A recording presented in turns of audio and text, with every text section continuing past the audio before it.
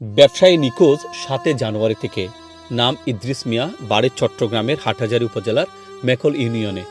ক্ষুদ্র এই ব্যবসায়ী দিনাজপুরের উদ্দেশ্যে রওনা হয়েছেন গরু আনতে। সর্বশেষ পরিবারের সাথে কথা হয়েছে ৭ জানুয়ারি বুধবার। তবে তিনি সোমবার হাটহাজারী থেকে দিনাজপুরের উদ্দেশ্যে রওনা হন। পরিবারের সাথে ইতোমধ্যে কথা হয়েছে, কিন্তু বুধবার থেকে তাকে আর ফোনে পাওয়া যাচ্ছে না। এ নিয়ে তার স্ত্রী, সন্তান, মা চরম দুশ্চিন্তায় রয়েছেন। প্রিয় দর্শক, যে যেখান থেকে এই ভিডিওটা দেখছেন সব জায়গায় দ্রুত ছড়িয়ে দেন। হয়তো আপনার একটা শেয়ারে এই ইদ্রিসকে পাওয়া যাবে। তিনি তেমন বেশি কিছু টাকা তার সাথে নিয়ে যান নাই, যা পাঠিয়েছেন ব্যাংকের মাধ্যমে। তারপরও পরিবার চরম দুশ্চিন্তায় রয়েছেন। তার স্ত্রীর সাথে কথা হয়েছে, তিনি জানিয়েছেন সর্বশেষ বুধবারে কথা হয়েছে এবং তিনি কিছুটা শারীরিকভাবে অসুস্থ ছিলেন, এই কথাটা বলেছেন, বিশেষ করে ঠান্ডার কারণে।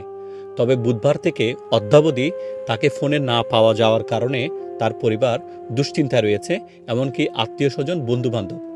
যে যেখান থেকে এই ভিডিওটা দেখছেন সর্বোচ্চ শেয়ার করেন, হয়তো আপনার একটা শেয়ারেই এই দৃশ্যকে পাওয়া যাবে। আর যদি কেউ আপনারা এই দৃশ্যকে দেখে থাকেন, স্ক্রিনে দেওয়া নাম্বারে কিংবা ডেসক্রিপশন বক্সে দেওয়া নাম্বারে যোগাযোগ করবেন। মানবিক দৃষ্টিকোণ থেকে ভিডিও শেয়ার করার উদাত্ত আহ্বান রইল। আসসালামু আলাইকুম।